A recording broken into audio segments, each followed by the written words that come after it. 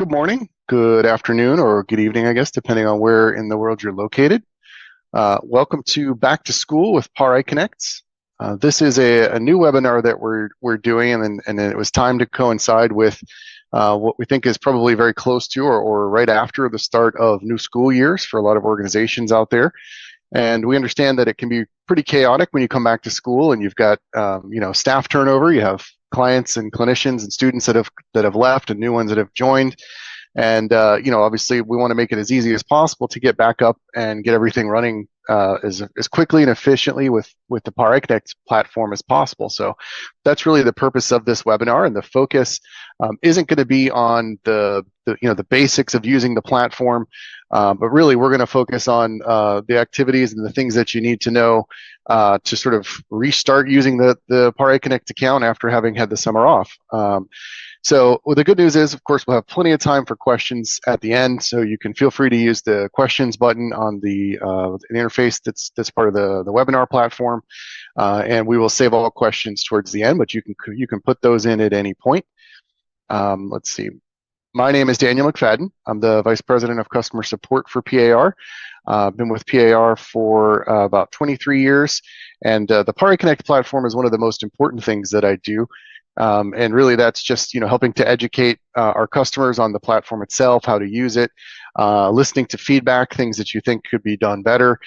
So again, welcome, and we look forward to sort of covering a lot of great content here for you over the next hour or less.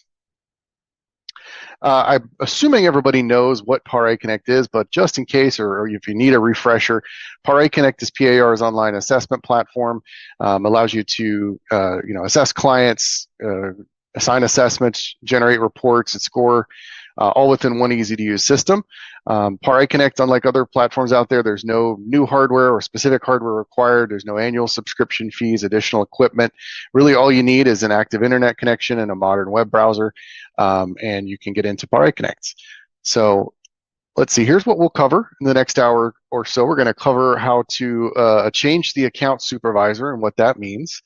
We'll show you how to archive old clients or students and clinicians that have left the organization or you no longer need to have active. We'll talk about adding and or importing new clients and clinicians. We will show you how to transfer clients from one clinician to another. So let's say you need to move some people around. We'll walk you through that.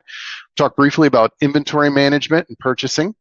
Review some of the account settings that you either may have forgotten are there, or you may be interested in changing.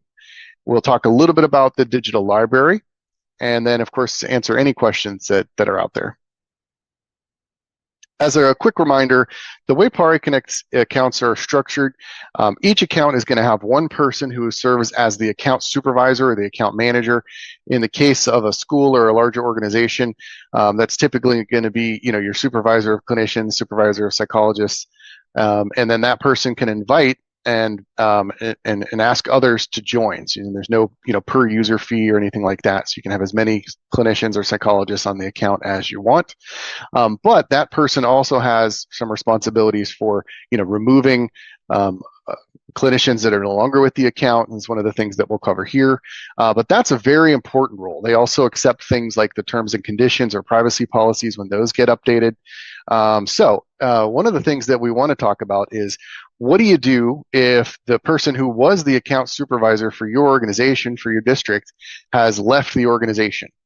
So there's really just a couple of steps that we need to do, and really these steps exist solely to make sure that the security of the account is protected, right? So our customer support team needs to get a letter that comes on your official letterhead explaining the account supervisor change request. And if it's helpful, we can happily provide a template that sort of explains exactly what you need to include on that letter, and then all you have to do is fill that out, fill in the details, put it on letterhead, and then send that information to us. But it needs to specify who the account supervisor was, mention that they've left the position or otherwise no longer should serve as the account supervisor, and then include the name of the person who should be the new account supervisor.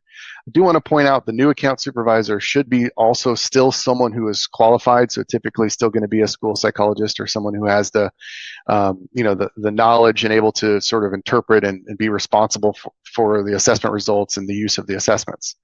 It should reference your customer number, and if you don't know what that is offhand, again, we're happy to sort of look that up for you and provide it. And it does need to come from someone in an administrative capacity at your organization, like a department head or HR manager, just so we know that it's someone official.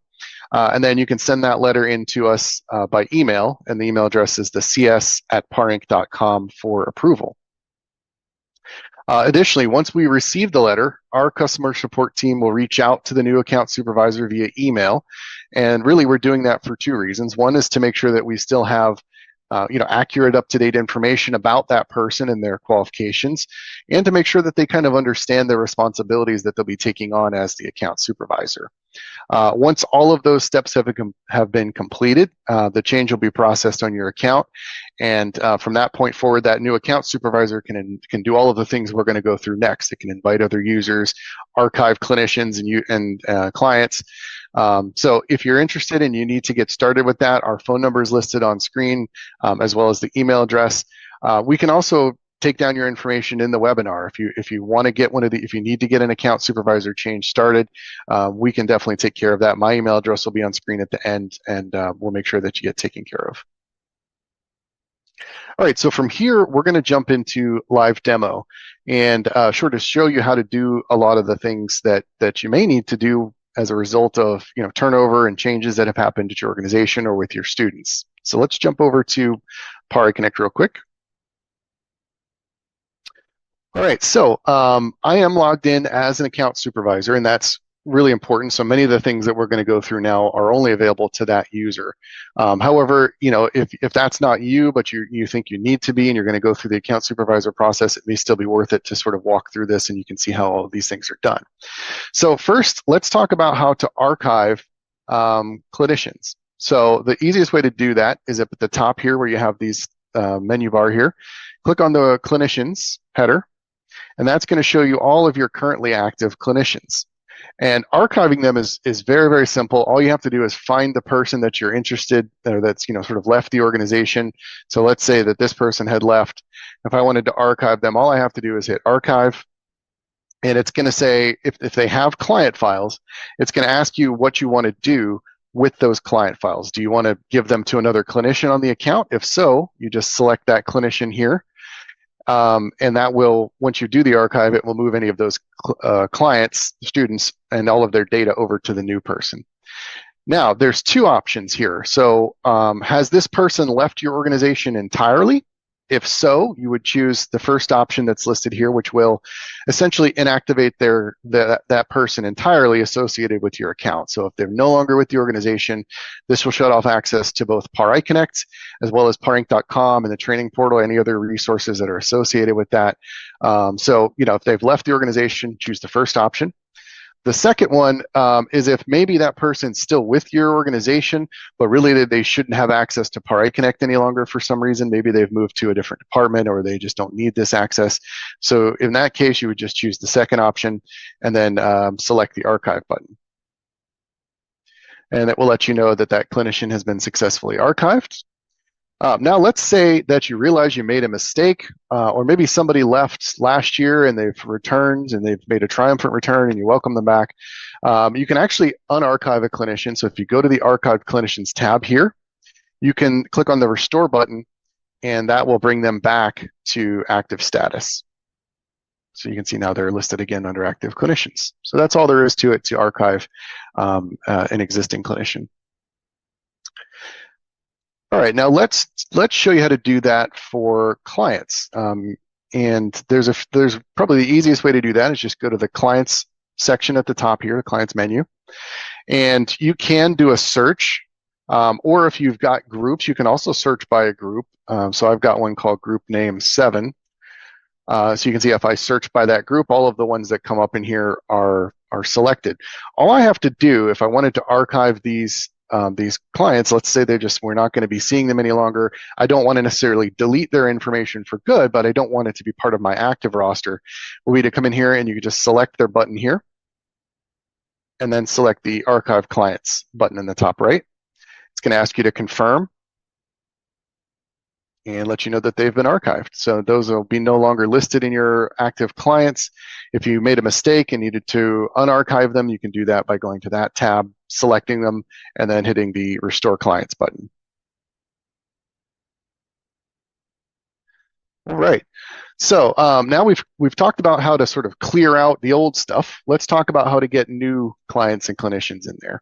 To add a new clinician or invite someone to join the account, it's very simple. Again, you go to the clinicians button at the top, and there's two ways you could do it. One is to just click the Add Clinician button, and you're just going to put in some real basic information about the person you're wanting to invite.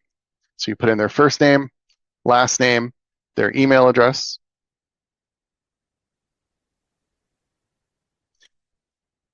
You're going to choose a role. Is this someone who is going to be doing testing, assigning assessments, running reports? Or is this just an office, research type of assistant role where you want them to have much more limited access to the platform?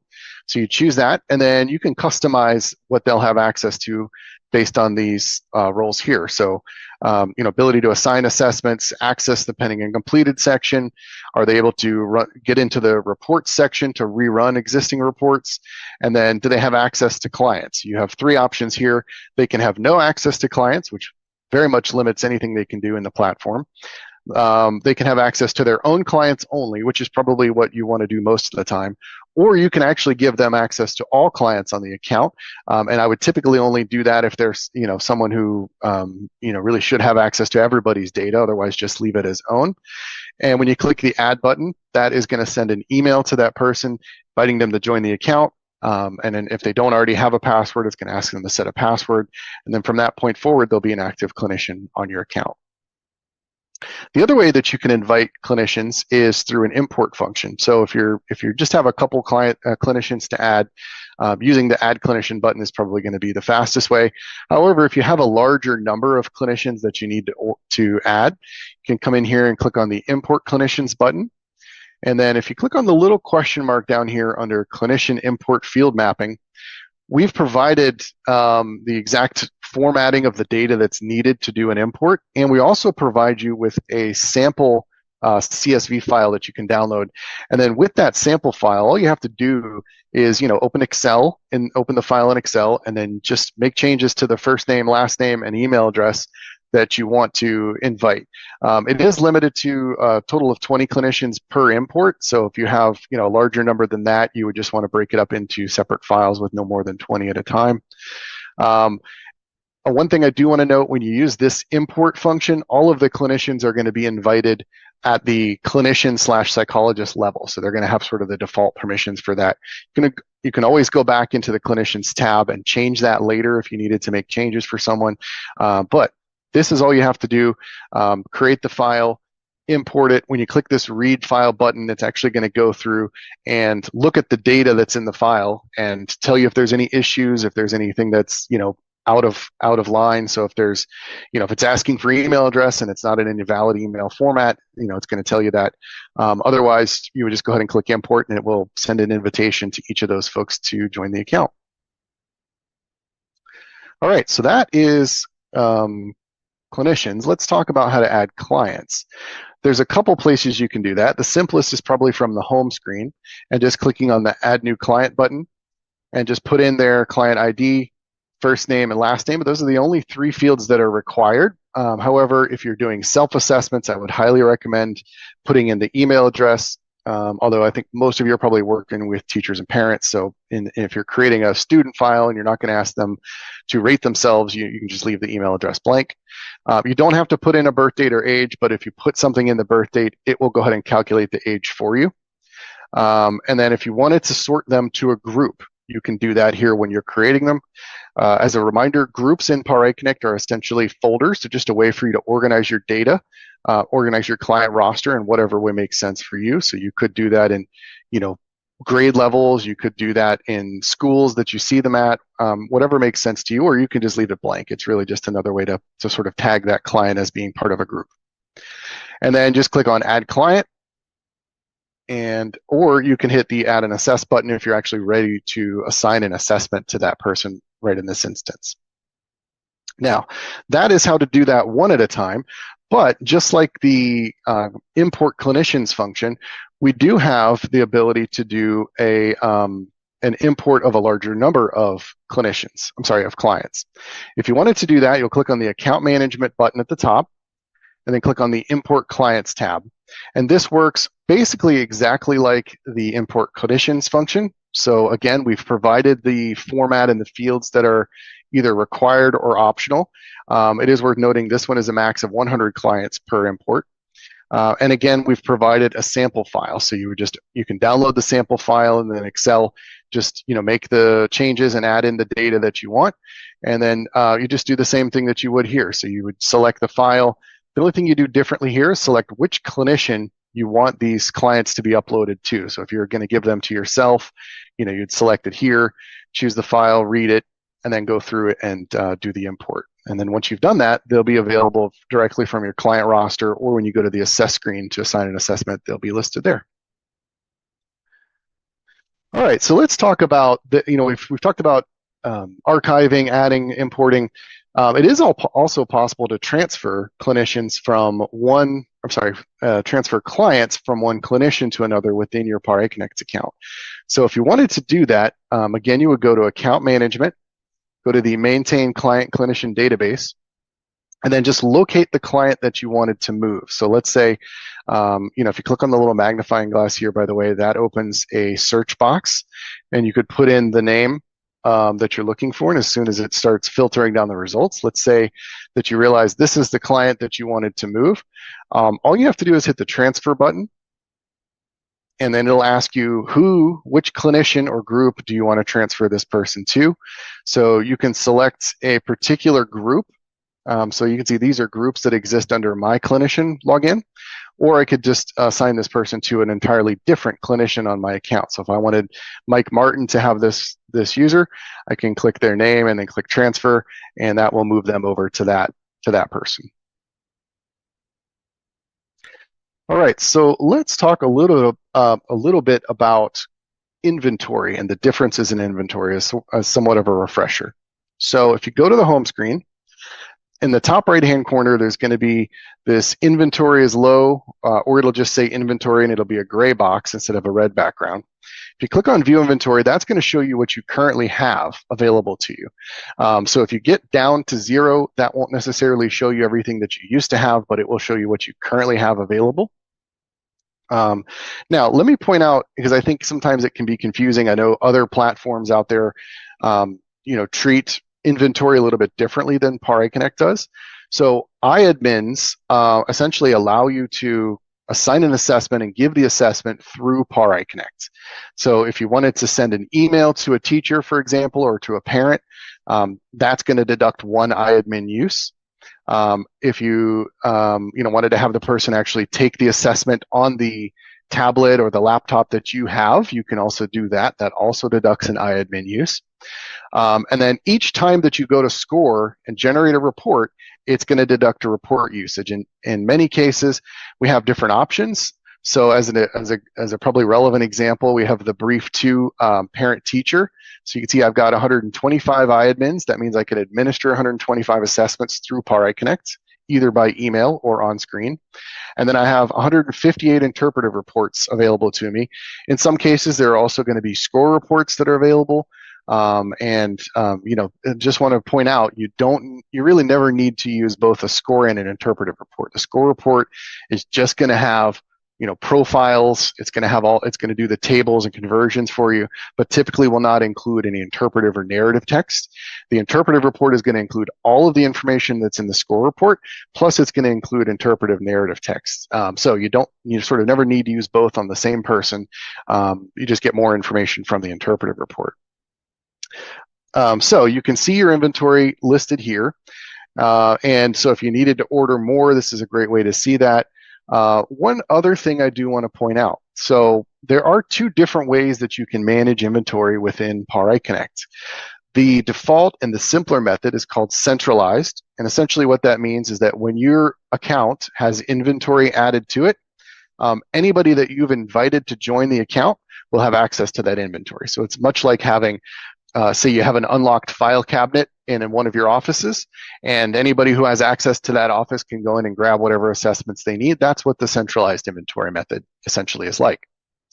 The other method is called distributed, and that's really for if you have the need to have greater control over how many of each assessment particular clinicians are using. So let's say you purchase 200 assessments and you need to have greater control and say that, Mr. So-and-so psychologist should only have, 20 assessments that they can use.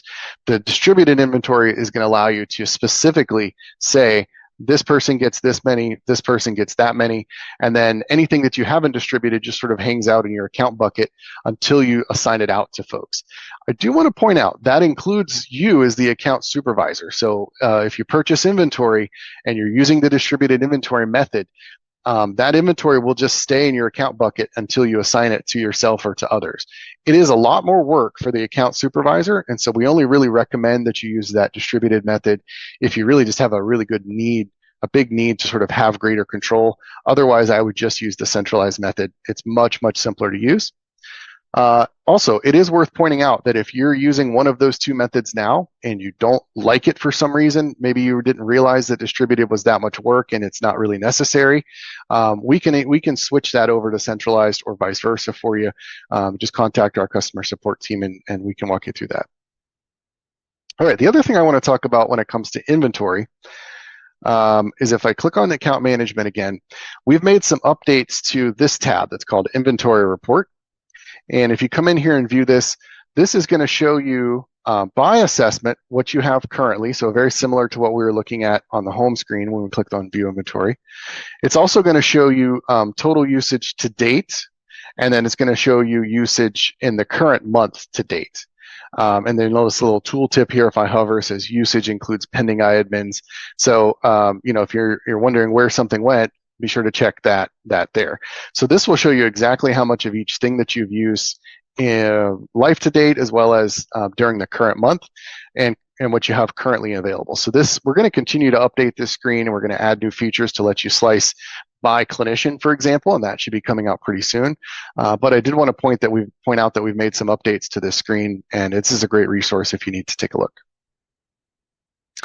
All right, so let's talk a little bit about how to run reports for a couple of things that maybe are a little more hidden. Specifically, talking about multi-rater reports or reliable change reports, and how those aren't, it is not always obvious sort of how to run those. So if you wanted to run a multi-rater or reliable change or reliable change report, you're going to go to the completed assessments tab from the home screen. And you're actually just going to select the assessment that you want. And let's see if I can find something relevant here. And then you're going to select the Run Report button. That's going to show you the demographics for that client or student. It's going to show you the responses for the particular assessment that you selected. And then in the bottom right, where it says use this protocol for a report, that's where you're going to have options for things like feedback reports, multi-rater summaries, items and responses. So if you wanted to run a multi-rater summary, and if you do a little hover here, it'll show you this one combines the results of 2 to 4 assessments. It does require a score interpretive report use for each assessment.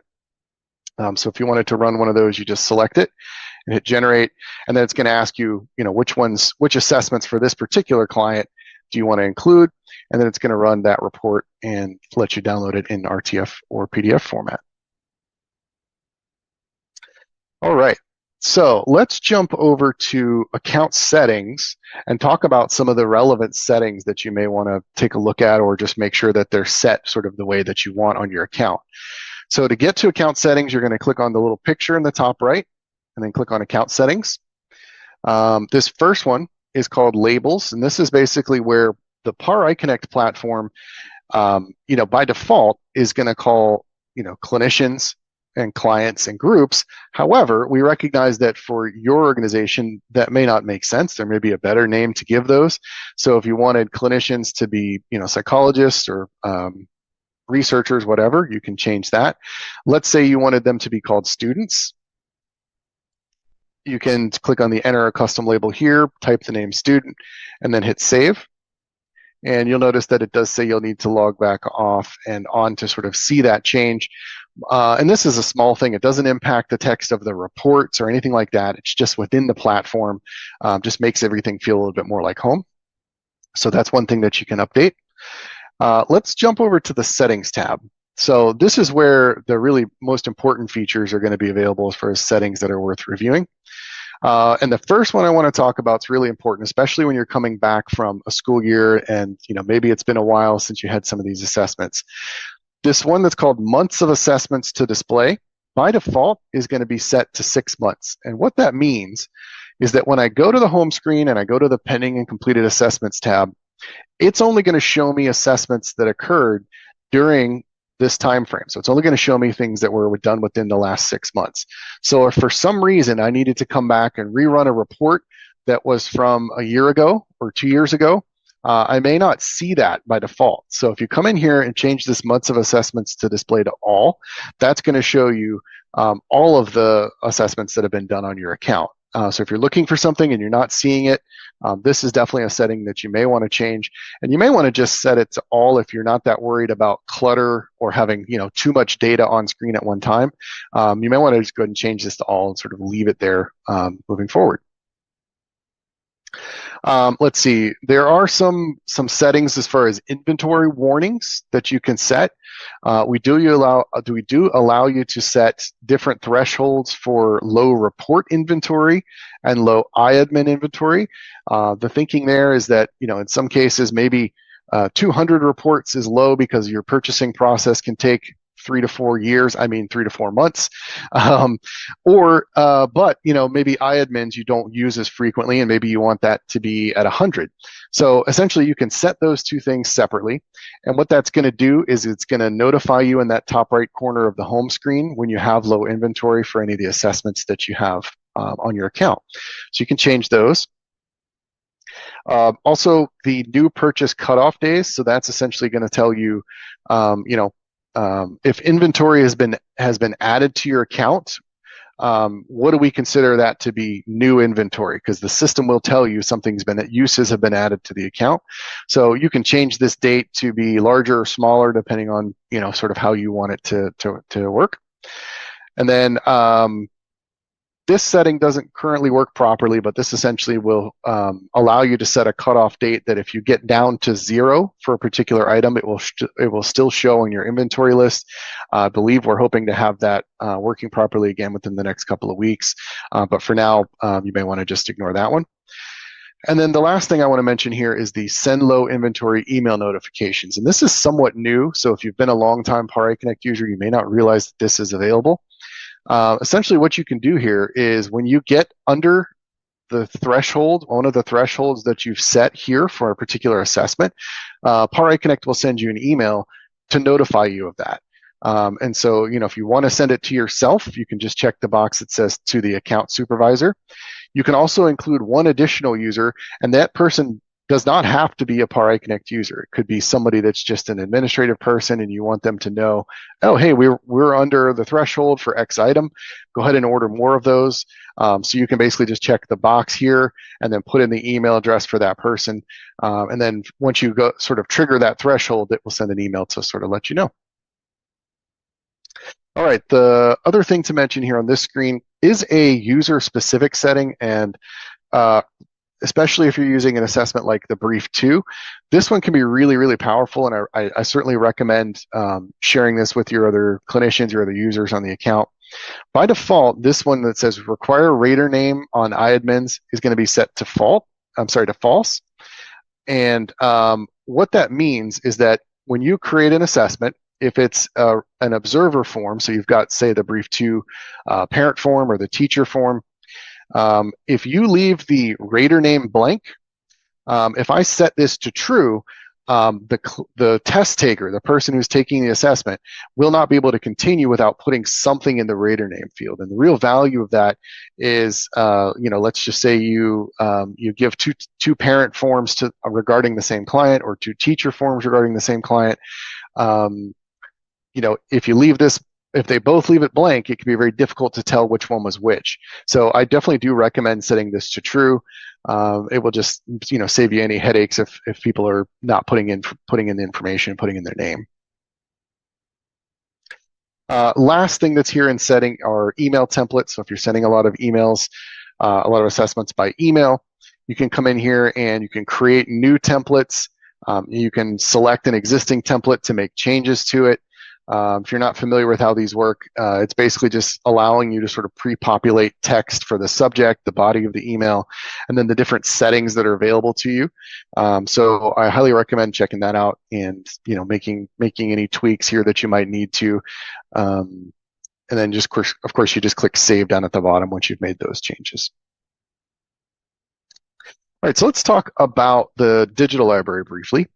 So if you go to the home screen, under quick links in the bottom right, there's going to be one that's called Digital Library. If you click on that, that is going to bring up this screen, which will show you anything that you have available to you that is either an e-manual or a digital stimulus book or an e-stimulus book. And you don't have to do anything special to have these appear. As long as you're logged into an account that has purchased an e-manual or an e-stimulus book, it will automatically appear on the account for you, as well as everyone else that you invite to join the account. And the really cool thing about these is there's no software that's downloaded. There's no waiting. You can access any of your e-manuals immediately. All you have to do is click on it, and it will bring up that e-manual. You can then zoom in and out. You can scroll just using the mouse, or if you're on an iPad, just scroll up and down. But really, the most powerful thing here is the search feature. So in some cases, we've added bookmarks. So, this is sort of telling you if you want to jump to a specific section of the manual. We've made that very easy to do that over here. But again, the search is the most powerful thing. So if you were looking for something in particular and you wanted to, see if that keyword showed up and find any instances where it did, all you have to do is type it in there, and it's going to show you where it showed up, the page number, and then if you click on it, it's going to take you right to that page, and it's going to highlight the word or phrase that you searched for. So it makes it very easy to find information that you're looking for in an e-manual. And these are available without having to do anything special, as long as you've purchased the e-manual and you're logged into the same account it was purchased on. See, the other thing I want to mention real quick is the interactive bell curve. This is a free tool that is available to all PARiConnect users. And essentially the way this works, you can enter up to 10 scale scores for up to 3 assessments, and it will visually chart that for you against a normal bell curve. And this is a great way to just explain assessment results to a teacher, to a parent, and just a great way to sort of introduce that, right? So all you have to do is you put in the test name, enter the scale name here or the scale acronym, put in a score, and then click on the plus sign, and that will add it here. And then if I wanted to enter a second assessment,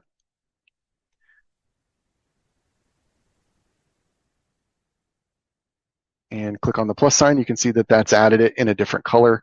So again, you can do up to 3 different assessments and up to 10 scales per, and it's just a great way to interactively show someone discrepancies in assessment results between more than one assessment, or how someone just compares to the norm. So, and again, this is a totally free tool. All you have to do is go click on interactive bell curve from the quick links section.